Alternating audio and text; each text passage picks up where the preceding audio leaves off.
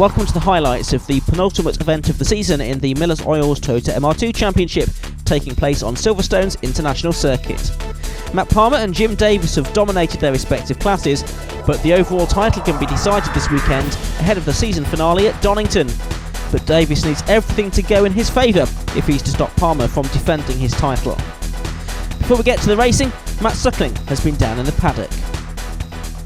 Dan here with Dan Holmes from the Miller's Oils Toyota MR2 Championship. Dan, only your second time out so far this season. How come you haven't been out a little bit more often? Well, this season's been a bit of a problem with finances, and so I had to opt for only two outings this year, and Snetterton and Silverstone sort of fitted the bill with the road sports as well. So yeah, that's why I've been out only the twice. You've raced MR2s before, a few years ago now, but you're familiar with the car? Oh yeah, very familiar. I've been racing them since 2011. Got a fair few races under my belt now. Yeah, very good car, very robust, very predictable, and yeah, a lot of fun. Round 13 of the Miller's Oils Toyota MR2 Championship, and it's a very big grid of 34 competitors lining up here on the international circuit at Silverstone. Qualifying did not go the way of Jim Davis. He's on the third row. Matt Palmer, who's won 9 times from 12 races this season, lines up on pole position with Stewart Nichols next to him. Lights go out and away we go then for 13 minutes plus 1 lap of racing. There you can see Stewart Nichols on the left hand side of the shot. To the extreme left, that's Sean Traynor, who started back on row 6, and he is trying to make up some ground there. He's just tucked in beside Mark Barber, who spins there. We're on board with John Wilson going across the picture in front of us there.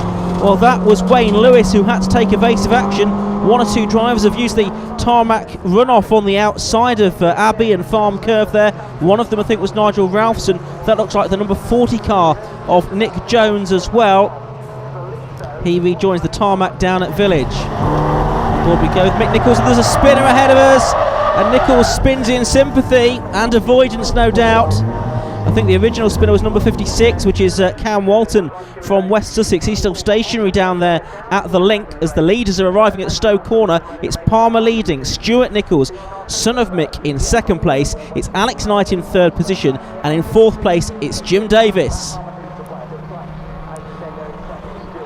Down towards the Vale they go for the first time then, and Stewart Nichols is trying to make a move here around the outside of Matt Palmer as they go into the Vale. I don't think it's going to work. No, he just runs out a little bit too wide, kicks up a bit of dust, and now he's left the inside line open for Alex Knight to try and find a way through. The rest of this big field of 34 cars making their way down to Club Corner to complete the first lap on the Silverstone International Circuit. Number 80 there is David Asprey, and 21 Phil Hutchins, the man from York.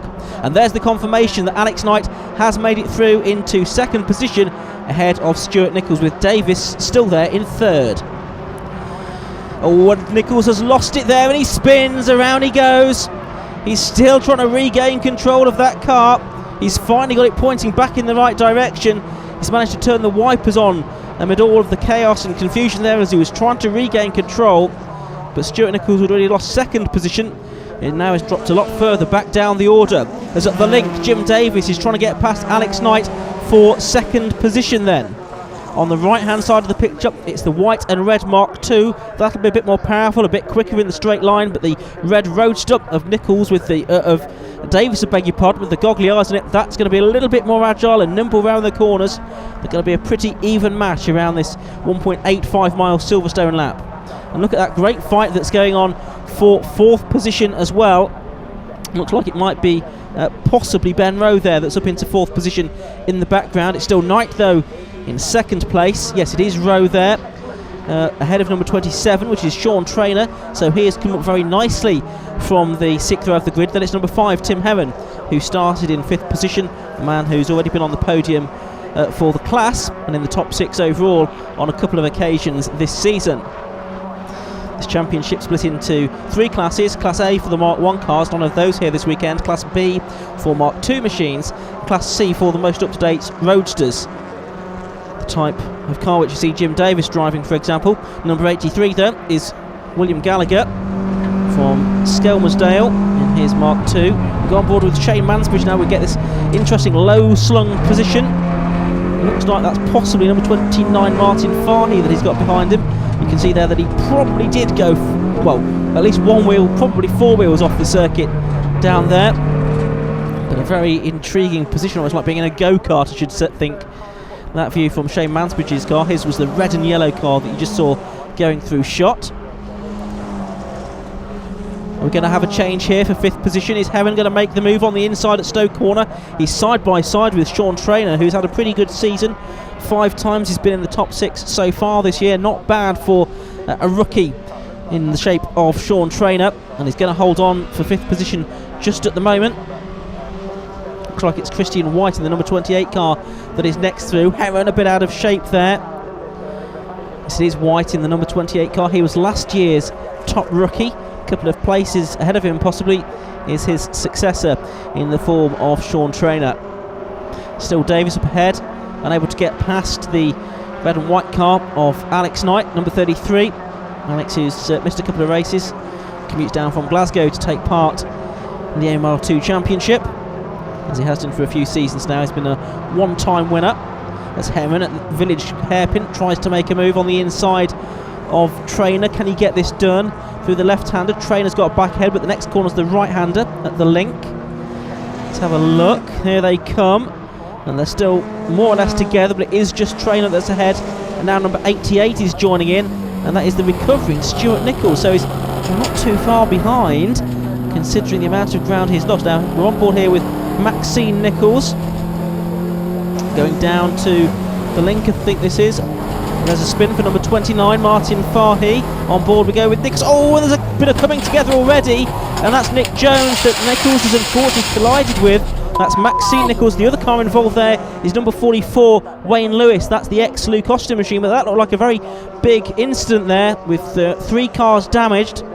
Maxine Nichols among them, the sister of Stewart, daughter of Mick Nichols. Meanwhile, at the front of the field, Matt Palmer is just pulling away.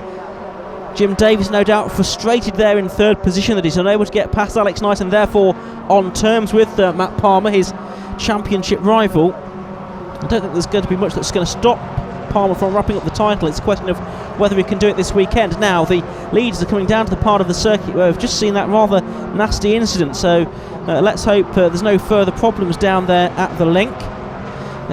Yes, the marshals are on the circuit. They're with Wayne Lewis, who's I think just about to get out of his car, signalling to the drivers to keep well to the right-hand side of the circuit. Good to see that Lewis there is out of his car now, the driver from Oxford. Hopefully all of the 3 drivers involved in that are okay. And now the red flags come out, which isn't a particular surprise given the severity of that incident, and with that car of Lewis in particular stranded on the circuit at the link. Right, let's have a look at this replay. This is Stewart Nichols first of all. Now this was what happened to him on the 2nd lap. So chasing after Alex Knight, he just lost 2nd position of course, rode over the curb there, switched to the right hand side of the circuit. Well, maybe he clipped a bit of curb and he spun around, the wipers came on, the wheel going crazy. He managed to regain control. Probably wasn't entirely sure whether he was pointing in the right direction or not. I think it was at least a 720 degree spin that Stewart Nichols had there, and he didn't lose as many places as he might have done considering it was such a big incident. This is the view of what Stewart was doing in the car while all of this was happening. Just like being on a merry-go-round, isn't it? And off he goes again. Frustrated, no doubt. He's had a couple of frustrating moments during the course of this season as Stewart Nichols. David Asbury, number 80. Oh, now that was the first lap spin for Cam Walton, and Asbury there only just managed to avoid Walton, who was up in the top 6 at Castle Combe earlier in the year. And now on board with Mark Barber. Now he of course had a spin on the first lap and was recovering, but what can we see up ahead now? There is the Wayne Lewis car, and Barber just narrowly avoided it. So that was the race stopping incident. This is how it started really, an innocent looking spin for Martin Fahey, but just out of camera shot as he tried to get going again. Yes, there was a bit of a chain reaction incident, and I think the main brunt of the contact was between Lewis and Jones, and Nichols got caught up in that as well. There's Maxine Nichols out of the car as the marshals sweeping the debris from the track. We're going to restart after the break.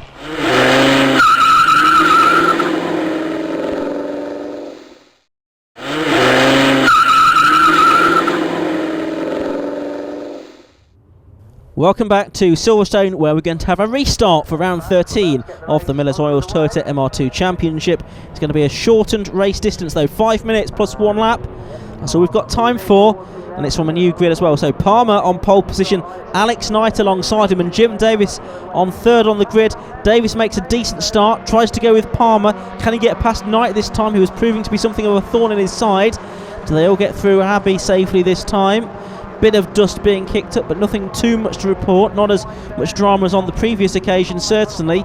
Knight there hasn't made the best of starts. He might lose out to Sean Traynor as well, who's been a big beneficiary of all of this. Dan Holmes, who we heard from before the race, in his green number 92 car there in the middle of the shot.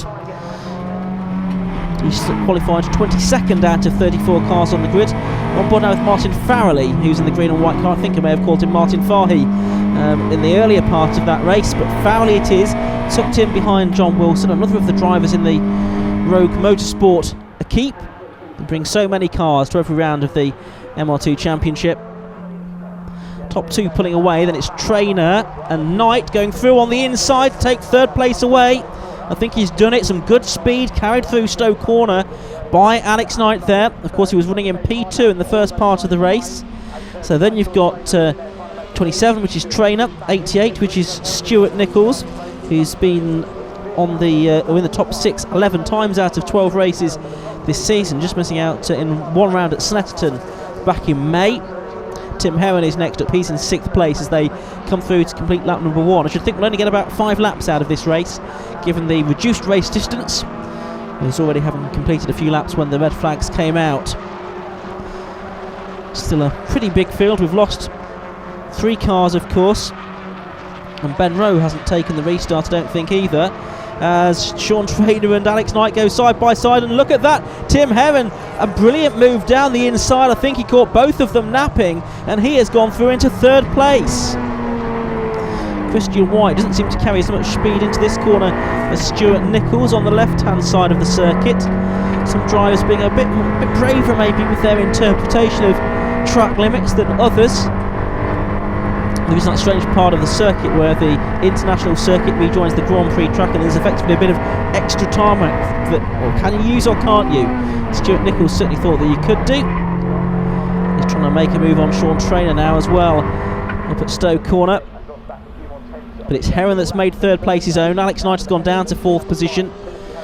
Then it looks like Traynor in 5th, Stewart Nichols in 6th, Christian White then is 7th, Nigel Ralphson 8th, Martin Farrelly is there in 9th position. And there he is, number 24, the 41-year-old from Fleet in Hampshire, but Irish by birth. He's an IT service sales manager. Number 5, Tim Heron from Warwick, the software developer, there in 3rd position. And then you've got the traffic cop, number 85, Nigel Ralphson, right on the tail there of number 28, Chris White. Down to the village hairpin they go. Then you can see a good crowd watching from the grandstand, enjoying this Miller's Oils Toyota MR2 Championship racing action, which is being led by Matt Palmer, as it was in the first part of the race. And here's John Wilson. John making his return to the MR2 Championship this weekend in the Hennessy Motorsport prepared car. We saw Russ Hennessy himself at the wheel at Castle Combe back in the middle of June, and he went pretty well there. Managed to get 4th position, but actually his pace was a little bit better than that. Stowe Corner, and it's Stewart Nichols now ahead of Sean Traynor, so that's been a change. He's gone up to 5th place now. Christian White still there in 7th.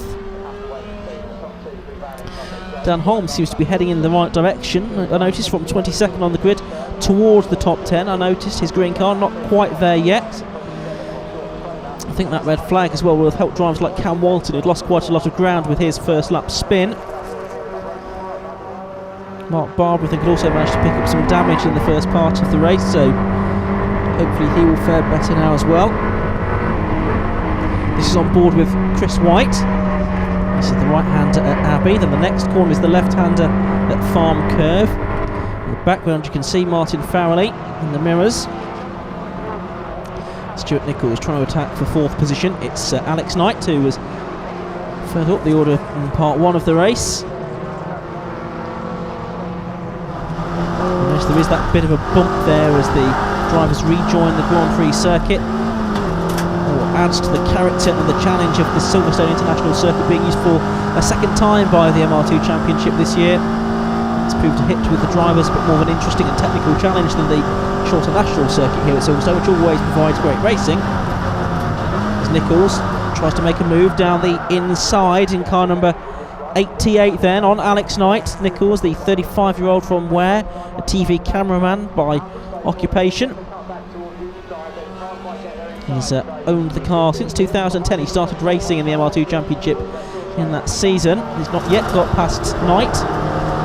Knight got past Nichols at that corner club in the first part of the race on lap number 1. Nichols now trying to return the favour as they go down the international pit straight once more. And the last lap board has gone out, so it is going to be a 5-lap race. It's still being led by Matt Palmer, I can tell you. From in second place, Jim Davis, who's not really that close to Palmer, I'm afraid. Oh, we just saw a shot of Jim. There he is, going through picture now. It's about 3.5 seconds behind the race leader. As Nichols tries to go around the outside of Alex Knight there at Village. Half a lap to go for Nichols to try and move up one more place. Onto the hanger straight now. Can he get a good toe here? Oh, and he almost touched the back there of Alex Knight. Yeah, I think that was an apology from Stewart. It's a bit of a thumbs up. He's not really close enough now to challenge Knight for 4th position, I don't think. He's not actually picking up a toe. Knight, if anything, was pulling away, and that demonstrates the extra power that the 2-litre cars have over the 1.8-litre roadsters. Through Stowe Corner for the final time then. Here is the race leader already at Club Corner. Matt Palmer from Reading, the engineering graduate, turns his way onto the international pit straight, and he takes the checkered flag, and it's a 10th win of the season for Matt Palmer. He beats Jim Davis by 3.69 seconds, and Tim Heron comes across the line in 3rd, and who's going to be 4th? It's very tight, and it's just going to be Alex Knight by 2/100ths of a second. Although Stewart Nichols comes through first on the slowing down lap, it's actually Knight that takes 4th. And here's the confirmation of that now. Palmer winning by 3.7 seconds and another 4 seconds or so back to Heron in 3rd. Palmer also got the fastest lap and a lap record. Further down the order, the top 10 was completed by John Wilson. Dan Holmes got up to 12th. Matt Palmer, victory there in the Miller's Oils Total MR2 Championship. Double figures for this year now in terms of wins. Yes, it's been a really good season so far. We visited a few of the tracks which suited Jim in the Roadster, and but I think here the Mark II's got the edge again. You pulled out a nice margin in that first part of the race, then we had the red flag. What were you thinking when that came out? I knew I'd got some pretty good pace after qualifying, and after pulling that lead I wasn't too worried. I just had to concentrate and not get caught up in the fact that all my hard work had been undone. Jim Davies, second place in that race there for you. You tried your best to challenge Matt Palmer, but it was a little bit ahead of you today again. Yeah, I thought at one point I might be able to catch him, but it was sort of really on the ragged edge, and I thought I had second place fairly secure, so I just backed off towards the end. I hope the rest of them in that restart are okay, because I saw 3 of them in the wall, but apparently they're all okay. But it played into my hands because I got the second place on the restart, and it worked quite well for me. Tim Heron come home 3rd in that race there. A great little scrap amongst a few runners around you. Yeah, it was really good. I lost a place on the restart. I was lying in 6th, and then lying in 5th, sorry, and then they regridded, and I ended up 6th. But Alex Knight and Sean Traynor gave me the place back very nicely when they ran each other wide at the hairpin at the end of the start-finish straight. And from then on, I just tried to stay ahead. That's all it was about. Once you got ahead, you pulled away and you opened up that gap and tried to look for the top 2. Well, they were fighting among themselves, and then I saw Stu Nichols as well getting involved with that fight, and I knew at that point that they were fighting among themselves, and I was just going to pull away. Your 3rd podium of the year so far. You looking for another one in race 2? Hope so. I'm starting from the same good position, so if it's a similar race, then hopefully.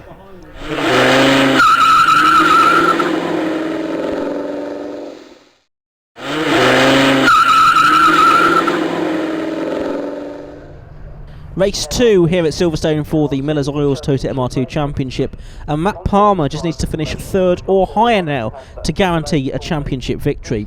There's a car missing from the 2nd row of the grid. That, I'm afraid, is Ben Rowe. And we also, of course, have a few non-starters after the damage picked up in race 1, so no Maxine Nichols, Nick Jones or Wayne Lewis, or indeed Shane Mansbridge. So red lights go on then. Another 13 minutes plus 1 lap of racing. And away we go. Slightly depleted field then, but still very colourful and very competitive. Good start there by Stewart Nichols. Can he get ahead of Matt Palmer into turn number 1? They're side by side as they go through. Just disappearing from our shot, I'm afraid. Now we see William Gallagher. Oh, and off goes Stewart Nichols. He's into the gravel as well. He's not going to get out of there, I don't think. We didn't really see how that started, whether there was any contact between Nichols and Palmer. We just don't know. But Stewart Nichols certainly out of shape by the time we saw him come through Farm Curve. He's gone off into the gravel, and that, I'm afraid, is going to be the end of his race.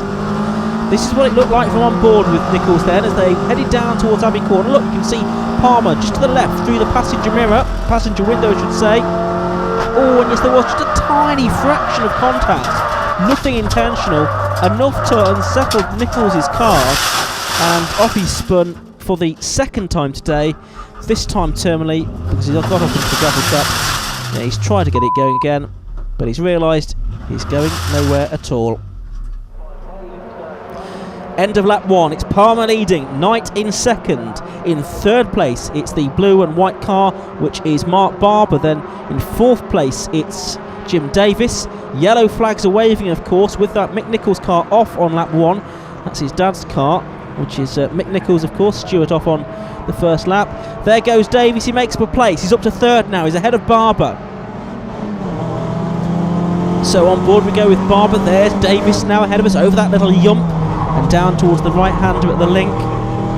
Look here at the lines that Davis takes right up to the curb at Chapel, effectively on the Grand Prix circuit, and then down under the vehicle bridge halfway down the Hanger Straight and towards Stowe Corner. You'll see that Barber is gaining on Davis here, and he goes to the left hand side of the circuit. Davis taking a defensive line, making Barber go the long way around. Barber therefore leaves the door open for Tim Herron, who was 3rd in race number 1. Those two go side by side just about as they head through Stowe Corner. Herron now tucks in behind him. Down towards the Vale they go. So this is for 3rd, 4th and 5th positions. Sean Traynor again up there in 6th place. He's had a pretty good season, as we've been saying. It looks like Chris White and Cam Walton there in 8th position. Hoping for a better race this time after his spin early on in race number 1. On board we go with Tim Herron, and Herron and Walton, by the way, picked up a trophy for 3rd place in their class in the Road Sports Enduro race yesterday. 45-minute encounter where the drivers relayed one to the other. Herron onto Walton. Down towards Village they go. Ooh, and almost a bit of a contact there between number 5, which is Tim Herron, of course, and Mark Barber, but they both escape. There's Palmer going through. We don't see too much of him in these races when he pulls away like this. As he was saying after race 1, the last few rounds of the championship have been at circuits that have possibly suited the Roadster that little bit more, Rockingham and Anglesey in particular. And Davis has won 3 times out of the last 4 races after Palmer won the first 8. We go on board here though, so we go down to Stowe Corner. It's Barber on our right, and Barber is still ahead, or Traynor I should say, is still ahead. It's Barber a bit further up the road. We're on board there with Herron, so it's Barber, then Traynor, then Herron now, and Chris White is the next car through, the black machine. Then it's Cam Walton, number 56, Mick Nichols next in number 89, then Nigel Ralphson, Martin Farrelly and John Wilson. But there's Matt Palmer. You can see how he's managed to pull away, and Davis, as he was in the first part of the first race, stuck behind Alex Knight, who's proving a very difficult man to pass this weekend. If it stays this way, of course, Palmer is going to wrap up the championship with 2 races still to spare at Donington Park at the beginning of October. Down to Village, this is the chance for the Roadster, and through goes Jim Davis to take 2nd position away. But is there anything you can do about Matt Palmer? I very much doubt it.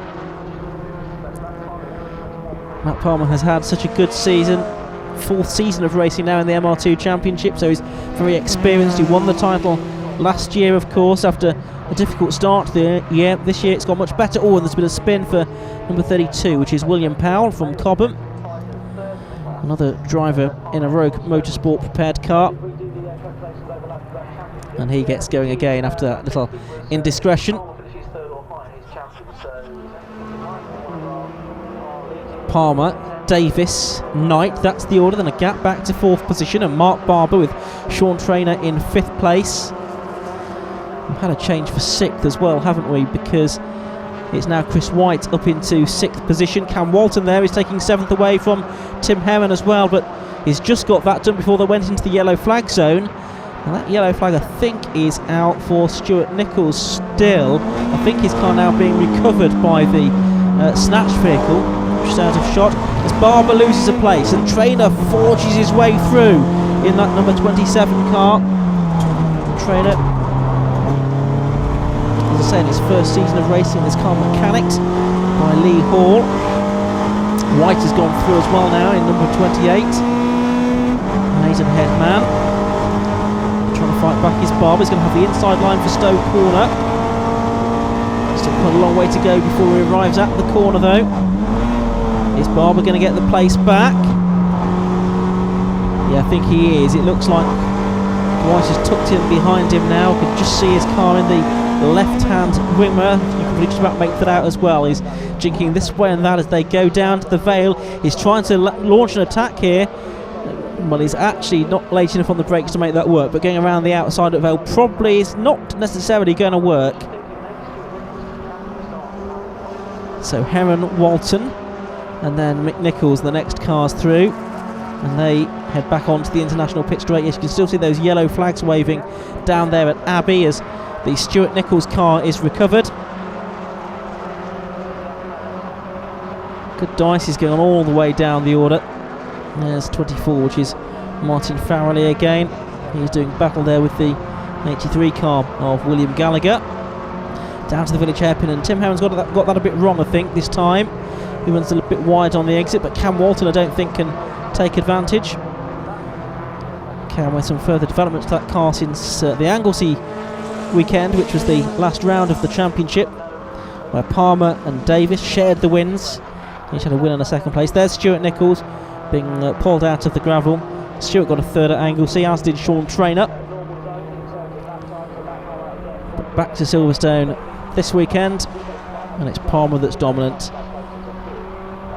85 Nigel Ralphson hounding and harassing Mick Nichols there as they head through Stowe Corner. Sean Traynor ahead of Mark Barber now as they head through Club Corner and back onto the international pit straight. Yes, Miller's Oils Toyota MR2 Championship, a 16-round season. This is round 14 now. 2 more races to go at Donington Park, so back where we started the season. That was on the Grand Prix circuit. In October we'll be on the shorter national circuit, which many say is actually a more exciting layout for the drivers to drive, and actually it makes for better racing as well, so I'm sure we'll see some very close action there. Will Matt Palmer go there, still needing to do anything to regain and retain his title, as we look at number 57, which is Vincent Price from Wednesbury in the West Midlands, just ahead of 29, which is Martin Farhi, also from the West Mids. He's from Birmingham. It's good to see that the Roadsters doing battle with the Mark II cars. Oh, and someone's in trouble.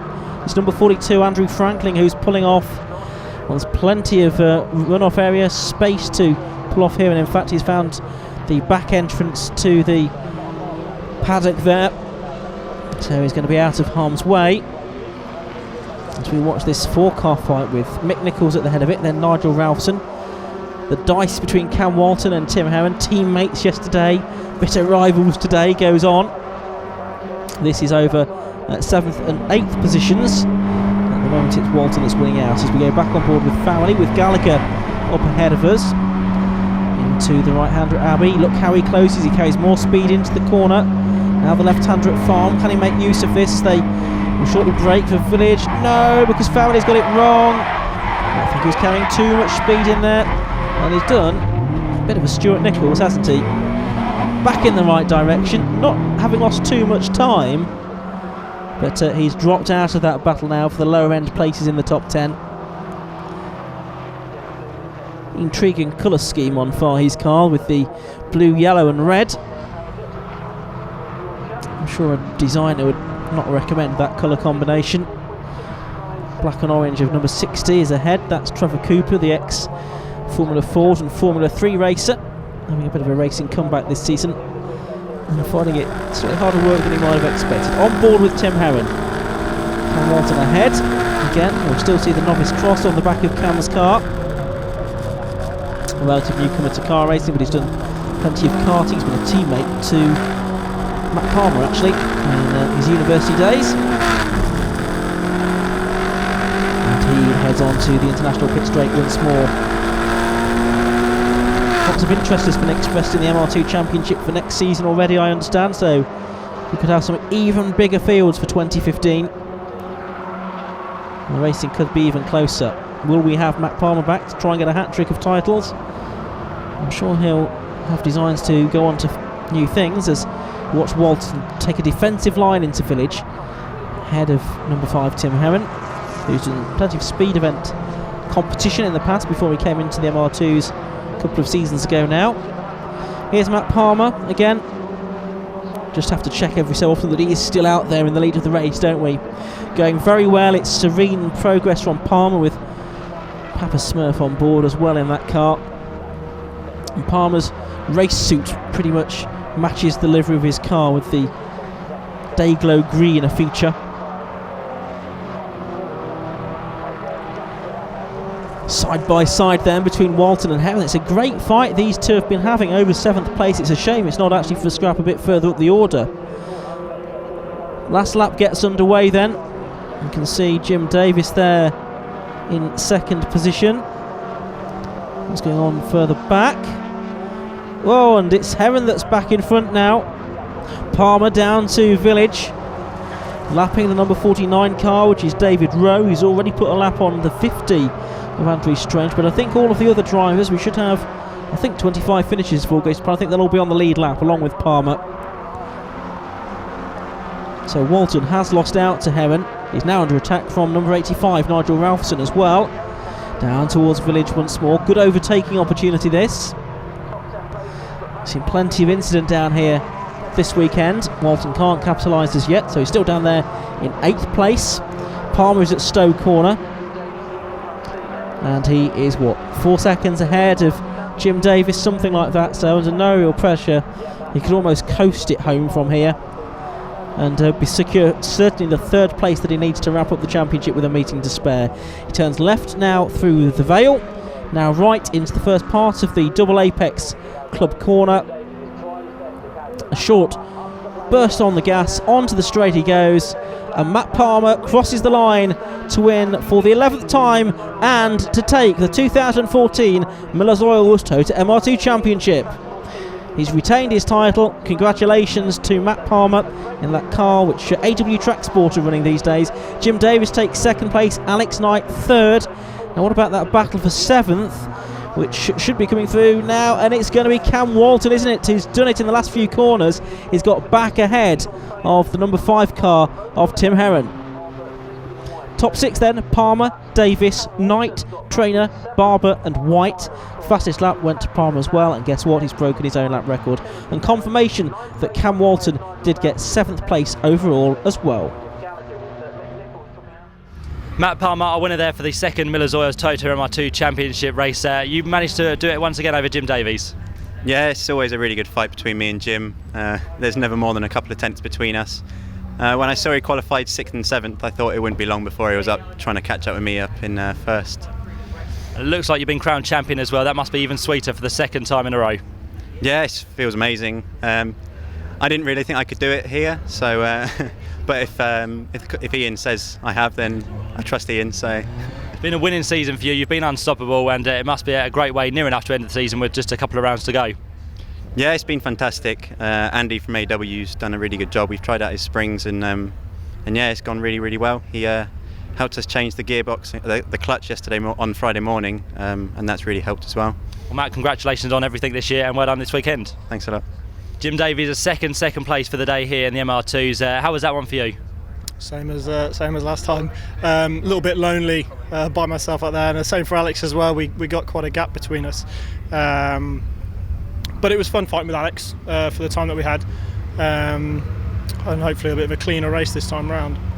Alex Knight coming home third in that second Miller's Oils Toyota MR2 Championship race. Your second podium of the year, is that? That's right, yeah, delighted. Really good day at Silverstone. Where are we? Silverstone today. Yeah, fourth in race one better in race two, so really enjoyed it. You had a great little scrap going on there with Jim. He just managed to pull out towards the end though.